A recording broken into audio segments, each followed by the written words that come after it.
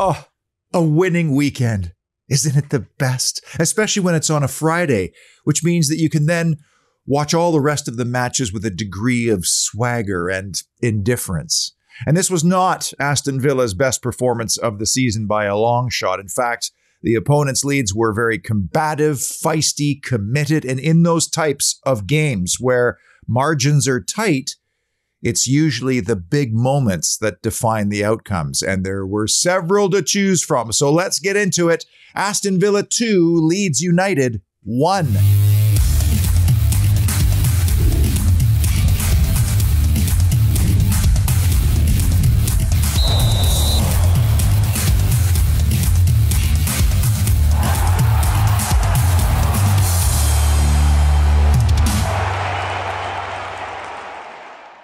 Now, here's a statistical anomaly. 3 times this year, Aston Villa has attacked the Holt End in the first half, presumably because the visiting team won the coin toss and wanted to disrupt the natural order of things by making the home side attack their favorite supporter stand in the first half. And 3 times, Leon Bailey has scored inside the first 7 minutes. Isn't that crazy? I don't think the visiting team is going to choose that option again if they're given it. And how about Leon Bailey? What a week! Which started with the disappointment of Wolves, then versus Stevenage, but Leon Bailey was absolutely essential in earning all 3 points against Leeds. The image of Leon Bailey sobbing inconsolably post-Wolves, having to be helped up by his teammates Ings and Watkins, can be interpreted a couple of ways. Some fans suggested that after a string of big misses and poor results post-World Cup, that was Leon Bailey coming to the realization that maybe the Premier League was too much for him. Now, I don't agree. I think this is a guy who cares so deeply about succeeding in his football career, but also in life, given his incredible story, and wanting to help a club that took a chance on him turn 1 point into 3. It just became overwhelming in that moment. And the lesson we need to learn as supporters from that to this week is that if we want to set really high short-term expectations on players, then just like them, we're going to go through emotional ups and downs. And that is exhausting. And the best thing about the Unai Emery era is that for the first time in ages, we have the evidence right before us that there is a reason to be unconditionally patient.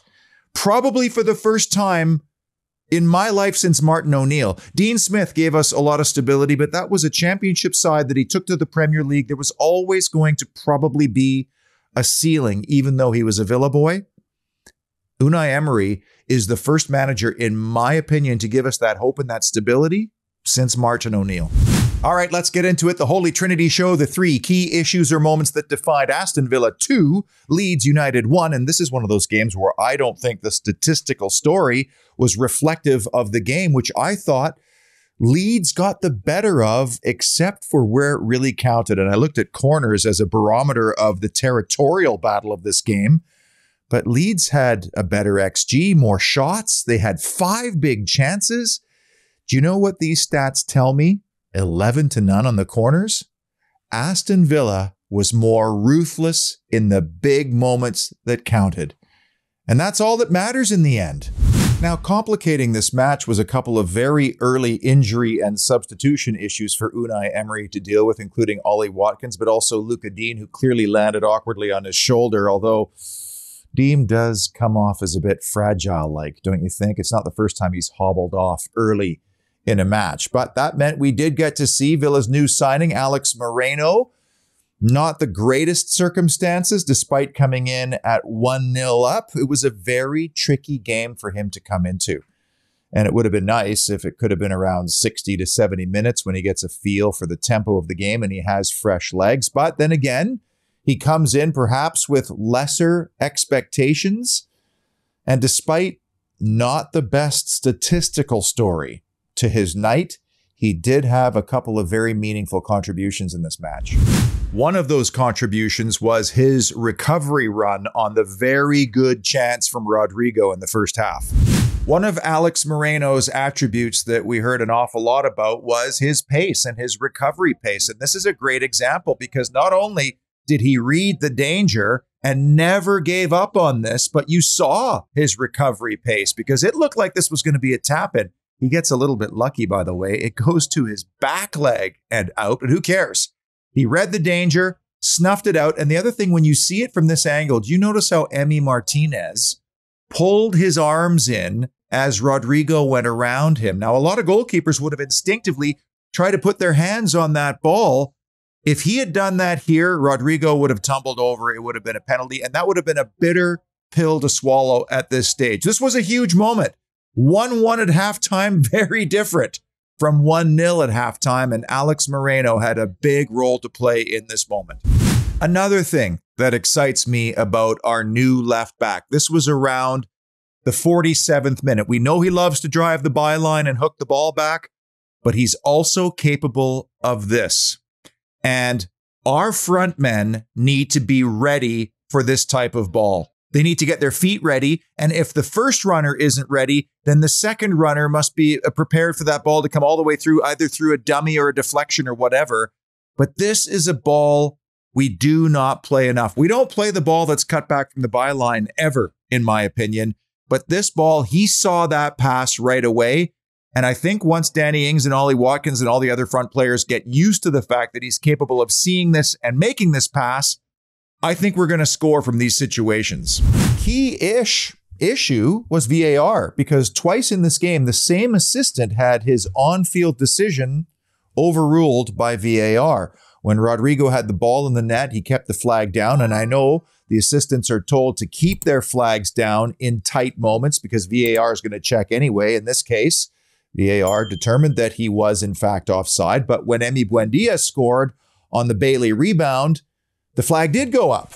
And VAR had a look and said, no, Buendia, you were onside. So without VAR, Rodrigo's goal would have counted. Buendia's wouldn't have. And then there's also this issue of Douglas Luiz putting his arm around Rodrigo and seemingly preventing him from getting to the ball off a set piece. The pundits on my broadcast feed said penalty. I wasn't so sure, but VAR had a check and they didn't proceed with a penalty claim. Key issue or moment number 3, young Ashley.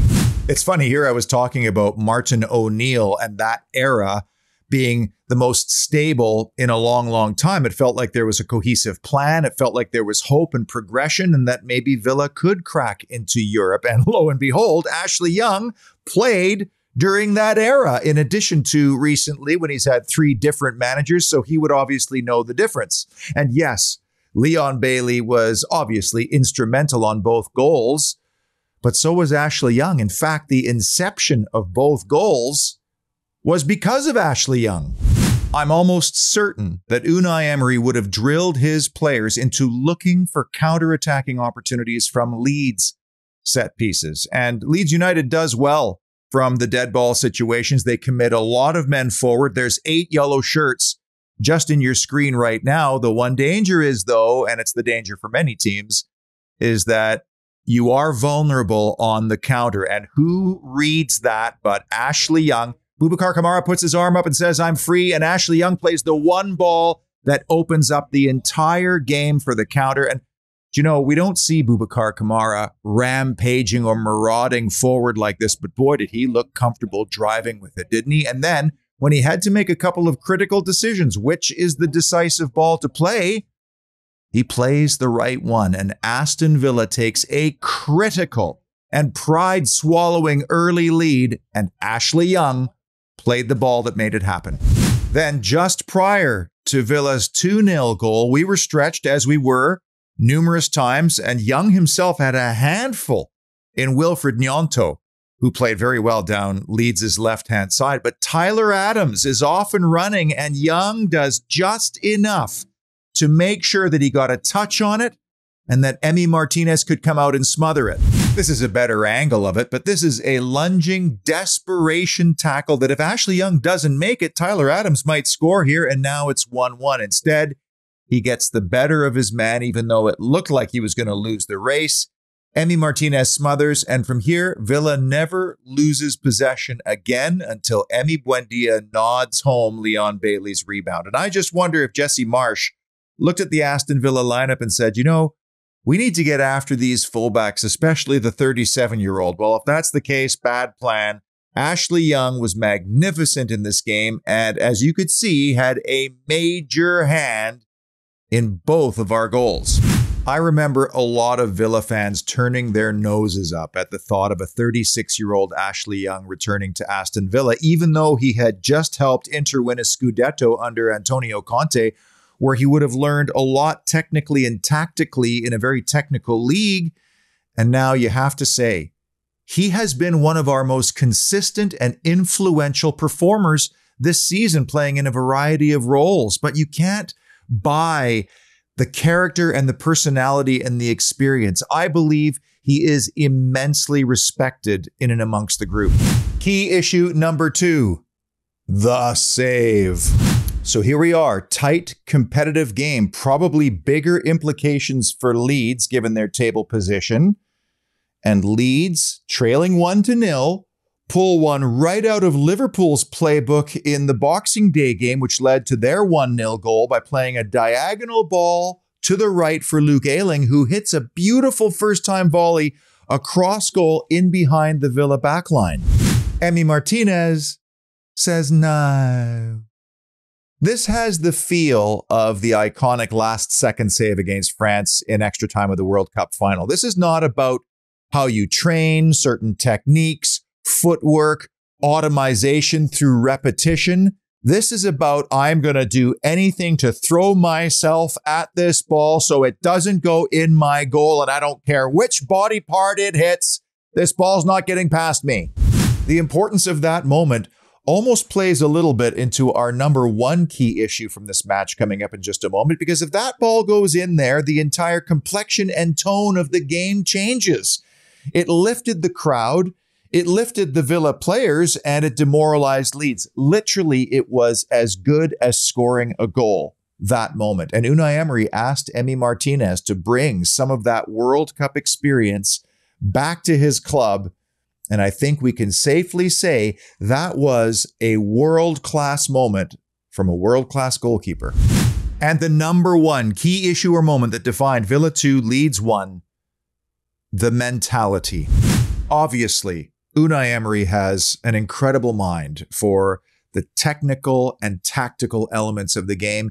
He's meticulous behind the scenes in his video analysis work, and clearly he gives coherent and concise messaging to the individual players on their roles and responsibilities, because we're seeing it right before our very eyes. Now, the tactical approach in this game, in my mind, was that Aston Villa was more than happy to invite the aggressive Leeds, at times front 6 press, by playing around, through, or over it, which was very stressful to watch at times.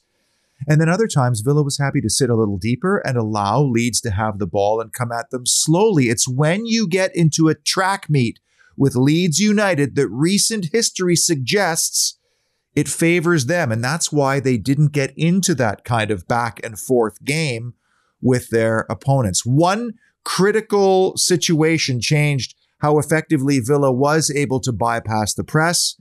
And that was when Ollie Watkins got injured, because no longer did they have his effective back to goal play where he could hold the ball up after Villa got through 6 aggressive players trying to win it back higher up the field. Danny Ings and Leon Bailey are not equipped to play that kind of game. So that's how I interpreted Leeds. But that approach is totally different than the Wolves approach, the Brighton approach, and the Tottenham approach. So we can all agree that the tactical plan and approach was excellent, but tactical plans and approaches mean nothing if the players can't deploy them. If the players can't, for 90 minutes, stick to the plan, if they have a lapse in concentration or aren't ready when they come off the bench, for example, the plan is useless. And if this club is going to progress forward, it's going to be because of what is happening between the players' ears. And for whatever reason, whether it's his manner, how he is as a human, how he gets his message across, or maybe it's just the credibility of his CV, the players are buying into Unai Emery right now. And I'll say it, he said it after the game, their mentality was excellent on Friday. And then, to cap it all off, Unai Emery pulls out the beautiful family analogy. The team is a family, the squad is a family, the staff is a family, and most importantly, the supporters are part of this family, and the family needs their support unconditionally. And he went one step further, saying that Villa Park's not a stadium, it's the home to this family. And how many times have we said Villa Park is sometimes a toxic place? It was against Stevenage. Fans were booing after the first half against Wolves. Unai Emery is rallying the troops right now, and quite frankly, I'm all in. I went back and watched the Brentford home game on Thursday, just for fun. And it is utterly remarkable to see how different the exact same group of players can perform under completely new circumstances. I mean, how obvious was it that Steven Gerrard completely lost that group? Suddenly they were playing free with expression and joy and passion, whereas under Gerrard it was edgy and tight and a lot of thinking on the ball, joyless, emotionless. And now they've got a manager who's really putting them under pressure in terms of video analysis. Apparently these meetings are hours long and there is a lot of information to onboard. But credit to them, and this is part of the mentality. They are taking the information on board. They are committing to that work and committing to getting better. Do you notice how suddenly there's not as much chaos in our own penalty area? Even though there were 11 corners, that was just corners in this particular game. The poise on the ball, it's like night and day. And no one player exhibits poise right now better than Boubacar Kamara. We're starting to sound like a broken record here. Kamara is a key contributor in every single game now, and there is statistical analysis to back that up. On this goal, first of all, he's waving to Ashley Young and making the right run to drive the space. Then he takes the ball and drives it into the front third. But look at this. I mean, he shifts two players with a little pivot there and then lays it on a platter to the right player, Leon Bailey. Kamara had a guy on his left. I think he was using as a decoy the whole time on this run forward. But I mean, this cat is doing it in his own third, in the middle third, and now in the front third with and without the ball. Forgive me for being paranoid here, but we have a AAA+ blue chip talent who's only 23 years of age, and every major club in the world has their eyeballs on him, whether it's scouts or analytics departments, companies like Opta and StatsBomb spitting out stats on him every single week. There's a report landing on somebody's desk and they're going, whoa, look at what the kid did this week. I mean, eventually it's going to get hard to hold on to a young player who is still getting better. So we have to try to surround him with complementary players that make him better, that make him happy. And at the same time, it's also a dangerous game building a squad around a specialist like Kamara, because if he does leave, it becomes very difficult to replace somebody like that, not to mention expensive. Now, I want to clarify my position a little bit on recruitment, because I've said often on this show, if we want to improve the squad and improve our table position, we need to bring in players that are better than what we currently have, ideally with elite quality and elite mentality. Ingredients that this particular squad does not possess.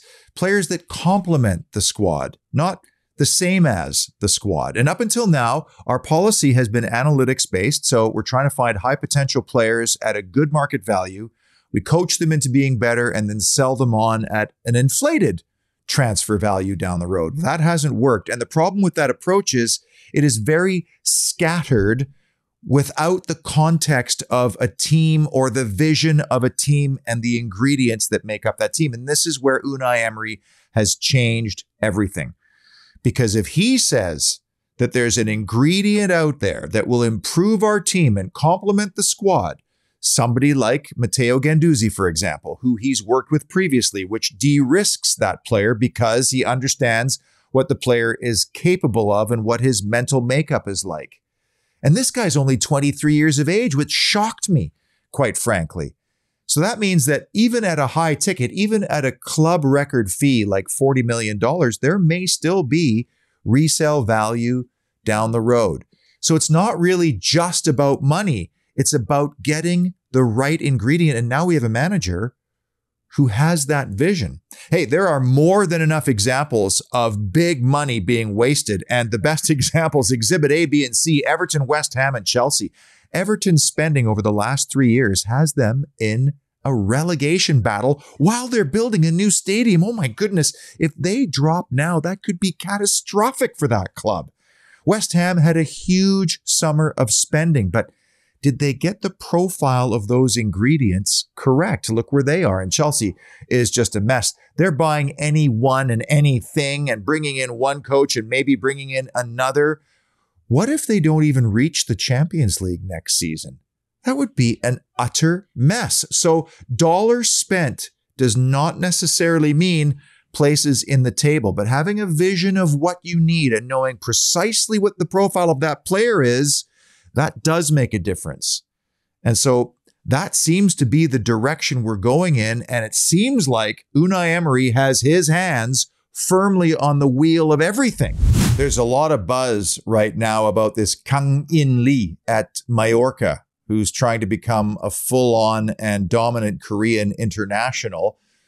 22 next month. So buying players at 21, 22 is a little bit of a risk, but there's a high upside risk as well. If you snag this kid for $15 million and he ends up creating goals, which then turns into wins, well, then it's a spectacular piece of business. And there are thousands of examples of players just like that. Well, just ask Brighton. That's all the business they do. Buy a player for 10 to 15 million, sell them on for 60 to 70 million dollars. It's incredible. And we haven't done that enough as far as I'm concerned. And if Unai Emery saw this kid playing at Mallorca and goes, you know what? He's the exact ingredient that we need in this team to create more urgency in the front third, more acceleration, more chances, more goals, leading to more wins. Well, then I trust Unai Emery's instincts. And Johan Lange's role now in the first team recruitment and analytics department is to make sure that deal is done quickly and for the most fair market value price. Let's go over the categories that we've been following for the past couple of seasons, and everything improves with a win, including the record Villa Park. We're getting closer to earning 2 points at least from every home game, which is great. I think we benefited from 3 VAR decisions. Some people don't think that Douglas Luiz grab on Rodrigo was a penalty, but we've seen those given. And against the bottom 6 now, we're up to 8 out of a possible 15 points. That's getting better. Off to St. Mary's we go next week for a rare Saturday 3 p.m. kickoff with Southampton. Saints coming off that monstrous win at Goodison Park this weekend. I mean, they're in treacherous water still, so the pressure will be on them to get maximum points at home. But I can't help but feel this is a big opportunity to take all 3 points somehow. Both of Unai Emery's away games have been excellent at Brighton and at Tottenham.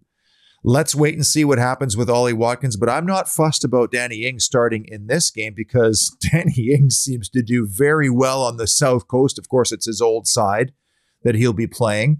And I imagine a game that is equally combative and competitive, kind of like the Leeds one was. In fact, when these two teams met earlier this year at Villa Park, it was a very cagey, scrappy, ugly kind of tense game.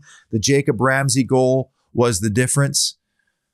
But why couldn't Villa, with the mentality they're in right now, go and make it 2 in a row, which is something we just haven't said enough over the past few seasons. It's a bottom 6 battle. Villa need to come away with all 3 points. And that's not me being greedy. That's not me being entitled. That's me looking at how they're playing and what their mentality is. And it's the team with the better mentality that's going to take maximum points next Saturday. I have to tell you, the support you've given Pete and Rob's Villa Park pilgrimage has been nothing short of spectacular. Because based on our budget and what we think it'll take to fly and then stay in hotels and ground transportation, you've actually got us to the point where we've taken off. We are airborne now and on our way to Birmingham, and I can't thank you enough.